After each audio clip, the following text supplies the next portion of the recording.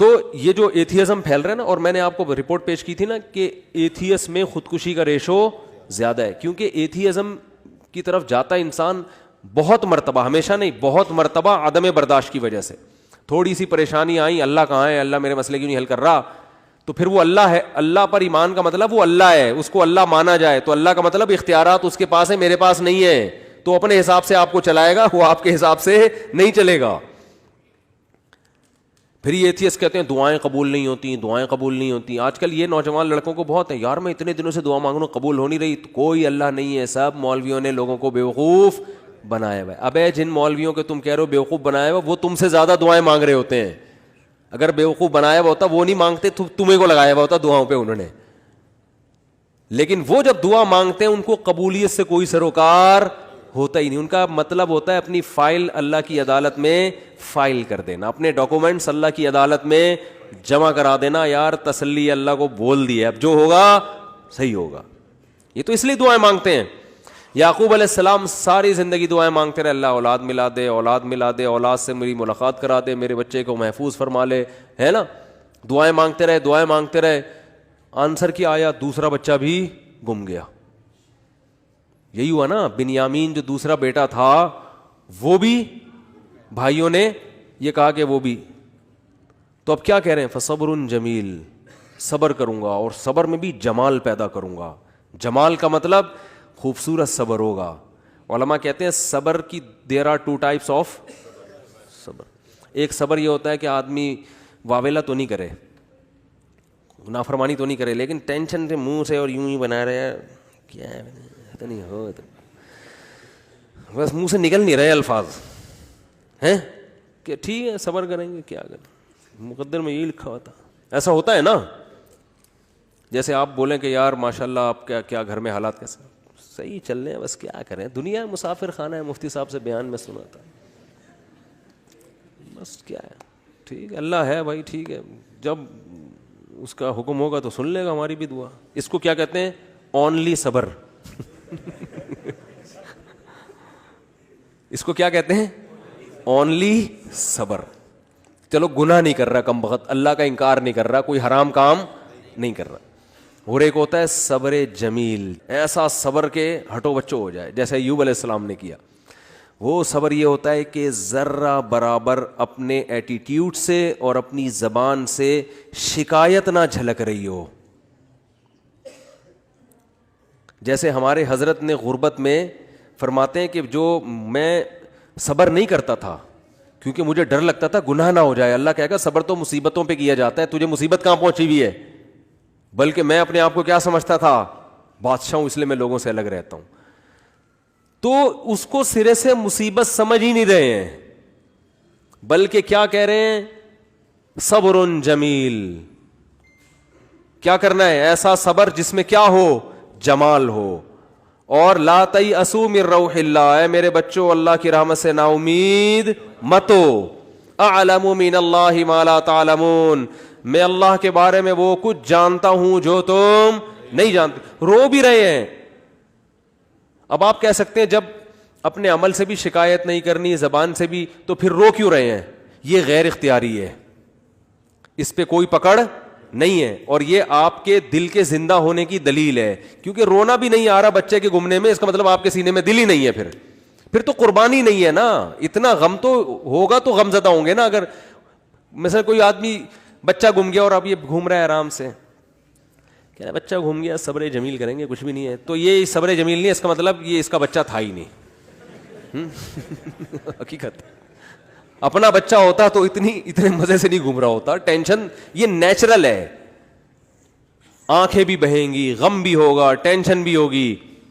زبان سے جو چیز غیر اختیاری ہے اس پہ پکڑ نہیں ہے.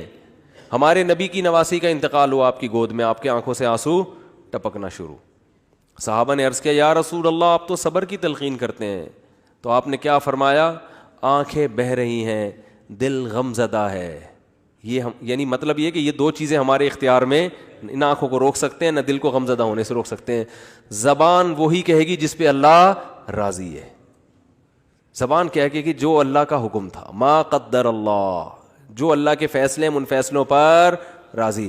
لیکن جب اس ٹائپ کا صبر ہوتا ہے نا جو غیر اختیاری, تو وہ اعتدال سے ہوتا ہے. یعنی اس ٹائپ کا جو غم ہوتا ہے نا وہ اعتدال سے ہوتا ہے, اس میں آنسو بھی نکلتے ہیں, دل بھی غم زدہ ہوتا ہے. آج کل جو غم ہو رہے ہیں نا, جس طرح سے چیخنا پیٹنا, ہاں وہ میرے ساتھ یہ ہو گیا, گھر میں دیکھو نا کیا ہو رہا ہے. روزگار, آپ گئے کہیں جاب کی تلاش میں, نہیں ملی جاب, انٹرویو میں فیل ہو گئے, باہر نکل کے چیزیں توڑ رہا پھوڑ رہا ہے, بیگم کا فون آ, اس کو گالیاں دینا شروع کر دیں.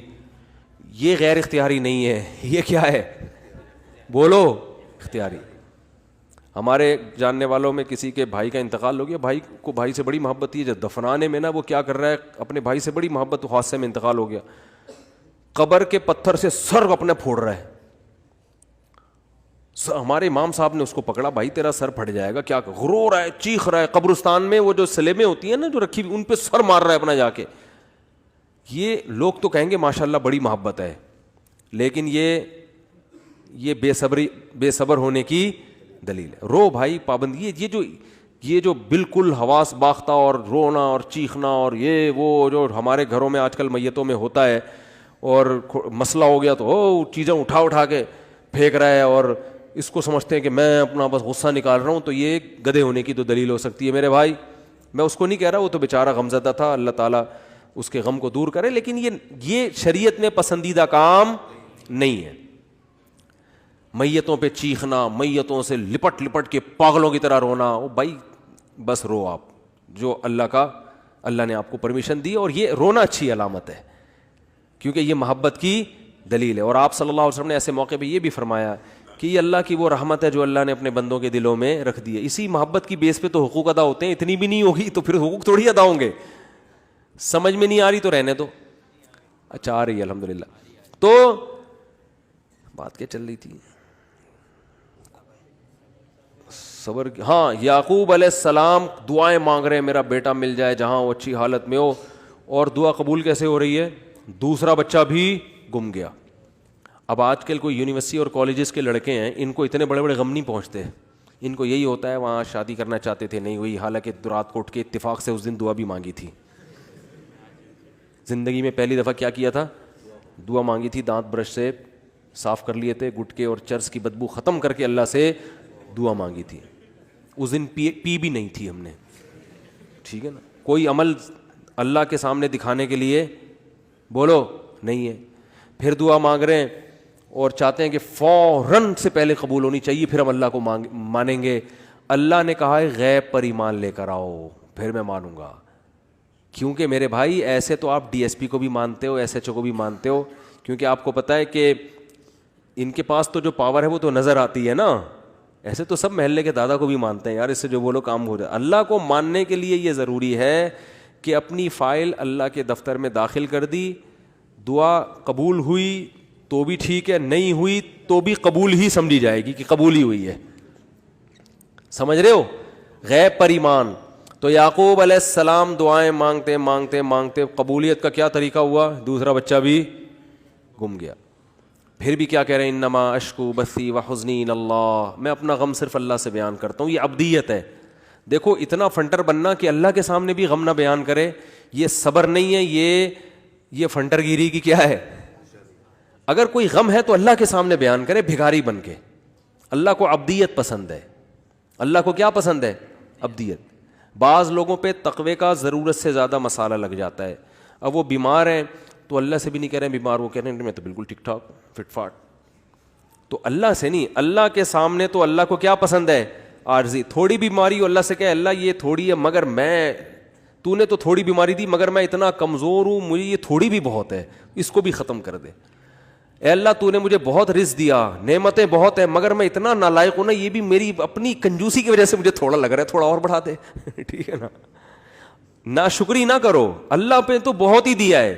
اپنی کمزوری بیان کرے آدمی کہ اللہ تو نے تو اتنا دیا مگر میں بہت نالائق, میں بہت کمزور. ہمارے حضرت گناہ سے بہت سخت بچا کرتے تھے, بہت زیادہ. کوئی پتہ چل جائے نا ناجائز ہے تو حضرت سے وہ کام نہیں کروا سکتا تھا کوئی کسی بھی طریقے سے. ناجائز تو کیا نامناسب کام بھی نہیں کروا سکتا تھا. ہمارے حضرت کا یہ مشہور تھا کہ کوئی کام جائز ہے مگر نامناسب ہے, علماء پہ سوٹ نہیں کرتا وہ, یہ ایک شریف آدمی پہ سوٹ نہیں کرتا. کچھ بھی کر لو حضرت نہیں کرتے تھے. اتنا تقوی. اس کے باوجود فرماتے تھے میں اللہ سے دعا میں یہ کہتا ہوں کہ اللہ میرے پلے عمل کچھ بھی نہیں ہے, میرے پلے عمل کچھ بھی نہیں ہے, اور نہ مجھ سے کچھ عمل ہوتا. تہجد میں 5 پارے پڑھ رہے ہیں اور دعا کیا کر رہے ہیں, اللہ ہم سے عمل نہیں ہوتا, ہم کمزور ہیں, تو ویسے ہی بخش دے ہم کو. بہت مشکل ہے بات سمجھانا, بہت مشکل ہے بھائی. یعنی دعا میں کیا کہہ رہے ہیں کہ اللہ ہمارے پلے کچھ بھی. پھر حضرت ایک شعر پڑھا کرتے تھے, مقامات حریری جن لوگوں نے پڑھی ہے نا, عربی ادب کی کتاب ہے, اس میں ایک فقیر کا واقعہ, بس یہ واقعہ بیان کر کے بیان ختم کرتا ہوں. ایک فقیر, ایک وہ گزرا ہے, ان کے نام ذہن سے نکل گیا جو کتاب کے مؤلف ہیں. تو وہ مؤلف نے نا بڑے واقعات بیان کیے, بڑے شاعری کے انداز میں اور قافیے ملا کے مختلف طریقوں سے نا. تو وہ شاعر بن کے مختلف لوگوں کے گھروں میں جا کے نا, وہ ہوتا ہے فراڈی, یعنی اپنے آپ کو یہ سیکھے کردار ہے, جیسے پرینک ہوتے ہیں نا, تو پہلے تو ویڈیو نہیں بنتی تھی, ریٹرن میں ہی پرینک بن رہے ہوتے تھے, ٹھیک ہے نا. تو انہوں نے یہ شو کیا ہے کہ یہ جو ہے نا فقیر بن کے کسی کے گھر میں گیا, حالانکہ فقیر ہے نہیں, لیکن ایسا سیٹھ کے سامنے زمین آسمان کے غربت کے قلابے ملائے کہ اس نے ٹھیک ٹھاک پیسہ دے دیا. جج کے سامنے گیا, ایسے قلابے ملائے کہ اپنے حق میں فیصلہ. تو اس نے ایک شعر کہا کہ بارش ہو رہی تھی اور اندھیری رات تھی, سرد رات تھی. یہ فقیر بن کے کسی سیٹھ کے چوکھٹ پہ گیا, دروازے پر دروازہ بجایا. سیٹھ نے جب دروازہ کھولا تو اس کی زبان سے شعر کیا نکلا, قد دفع اللیل الذی فہرا الی ذراکم شعثا مغبرا. کیا خاندانی شعر ہے, یہ تو عربی میں ہی سمجھ میں آئے گا. کہہ رہے کہ وہ رات جو اندھیری رات ہے, سخت رات ہے, بارش ہو رہی ہے, بادل گرج رہے ہیں, اس خوفناک اندھیری رات نے تیری چوکھٹ پہ ایک ایسے شخص کو لا کے پھینک دیا ہے جو بالکل بے یار و مددگار ہے, غبار آلود بال اور پھٹے ہوئے کپڑے. شعیسا غبار آلود, مغبرہ غبار آلود, شعیسا بکھرے ہوئے بال, یعنی بالکل قسم پرسی کی حالت میں اس اندھیری رات نے ایک شخص کو تیری چوکھٹ پہ لا کے ڈال دیا ہے. تو سیٹھ کو تو جوش آئے گا نا, یار یہ رات کو میں ہی ملا تھا تیرے یہاں ڈالنے کے لیے, تو پیسے دے گا کہ نہیں دے گا. شاعری میں بڑی جان ہوتی ہے نا.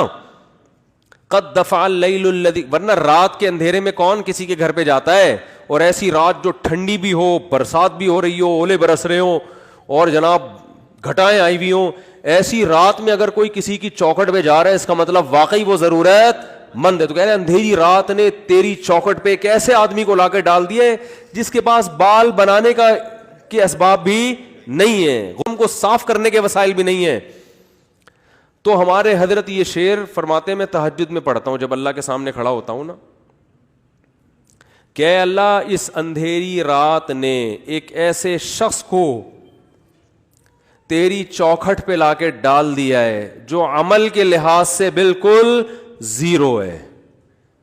پراگندہ بال کا مطلب عملی لحاظ سے غریب ترین, کچھ بھی عمل اپنے اعمال میں, وہ تو مال ظاہری لے رہے ہیں نا, یہ کیا مراد لے رہے ہیں, عمل مراد لے رہے ہیں. عمل کے لحاظ سے پراگندہ ہوں, میرے پلے کچھ بھی نہیں ہے سوائے تیری رحمت کی بھیک مانگنے کے لیے آیا ہوں. تو سب کو اہل اللہ سب کچھ کر کے بھی ایسی تواضع اللہ کے سامنے کہ اللہ ہمارے پلے کچھ بھی نہیں ہے. اور پھر فرماتے تھے میں سست ہوں, مجھ سے کچھ بھی نہیں ہوتا. حضرت ایک مثال بھی دیا کرتے تھے کہ والدین کا جو بچہ سست ہوتا ہے نا, اپاہج ہوتا ہے, تو والدین اس کا خیال زیادہ کرتے ہیں. تو فرماتے تھے میں اللہ سے کہتا ہوں ہم تو اپاہج ہیں, ہمارے اندر تو عمل کی صلاحیت, اپنی بدعمالیوں کی وجہ سے عمل کی صلاحیت ہی ختم ہو گئی ہے, تو ہمارا زیادہ خیال کر. تو اللہ کو یہ ابدیت پسند ہے, عمل کر کے بھی اپنے آپ کو زیرو سمجھنا. اور یہ جو آج کل یونیورسٹیوں میں ایتھیزم پھیل رہا ہے, اللہ کا انکار پھیل رہا ہے, اللہ کے لیے ککھ بھی قربانی انہوں نے کبھی نہیں دی ہوتی. ان سے کہو ایک فلم دیکھنا چھوڑ دو اللہ کے لیے نا, یہ جو دیکھنے کا دل کر رہا ہے نا عورت کو, آج نظر جھکا لو, ایک عمل میں کچھ بھی نہیں. اور جب ٹینشنیں آتی ہیں تو کس کا انکار کرتے ہیں, اللہ کا. یار اللہ کو تو ہم تو مانگتے ہیں, اللہ دیتا ہی نہیں ہے, اللہ کو تمہارا خیال ہی نہیں ہے. جو عمل کر رہے ہیں اللہ انہیں کچھ بھی نہیں دے رہا, ٹھیک ہے نا, پھر بھی کہہ رہے ہیں اللہ کیا کر رہا ہے, بہت دے رہا ہے. اور جو عمل نہیں کرتے سب کچھ دے رہا ہے اللہ ان کو, کبھی کچھ آزمائش آئے تو اس آزمائش کو پکڑ کے بیٹھ کے بولتے ہیں اللہ کو ہمارا خیال بولو نہیں ہے. یہ درندگی پھیلتی ہے خدا کے انکار سے. تو اب میں وہ بتاتا ہوں کہ وہ جب ان کو دعائیں قبول بھی نہیں ہو رہی تو مانگ کیوں رہے ہوتے ہیں وہ, جب اہل اللہ کی دعائیں قبول ہی نہیں ہو رہی تو سوال پیدا ہوتا ہے پھر مانگ کیوں رہے ہیں. حضرت یعقوب علیہ السلام کو چاہیے تھا نا 1-2 سال تک بچہ مانگتے نہیں ملتا تو کہتے چھوڑو یار کوئی اور کام کرو, اللہ تو دیتا ہے ہی نہیں. ہونا چاہیے تھا نا ایسا. وجہ اس کی یہ ہے کہ نبی صلی اللہ علیہ وسلم نے فرمایا کہ انسان جب دعا مانگتا ہے نا تو اللہ اس کی دعا قبول کرتا ہے, ہر دعا. فرمایا لیکن ایک وقت آتا ہے جب انسان کہتا ہے کہ اللہ میں مانگ مانگ کے تھک گیا مگر تو دعا قبول نہیں کرتا. جب یہ لفظ کہتا ہے تو پھر اللہ قبول کرنا چھوڑ دیتا ہے. اچھا یہ لفظ کہتا کیوں ہے؟ اس لیے کہتا ہے نا کہ اس کو قبول ہوتی بھی نظر نہیں آتی. تو اللہ کے نبی نے فرمایا کہ جو نظر نہیں آ رہی نا قبول ہوتی بھی وہ ساری ہو رہی ہوتی ہیں, لیکن جب دل میں یہ خیالات آنا شروع ہو گئے اب قبول ہونا بند. تو اللہ قبول کر رہا ہے لیکن وہ اپنے حساب سے کر رہا ہے. وہ یعقوب علیہ السلام کے بیٹے کو چھڑوا کے اور پھر دوسرا بھائی بھی چھڑوا کے وہ آپ کو آزما رہا ہے کہ ابھی بھی مانگتے ہو کہ نہیں مانگتے. جب اللہ نے دیکھا آزمائش میں کامیاب تو اللہ نے بادشاہ بنا کے ملایا, ٹھیک ہے نا.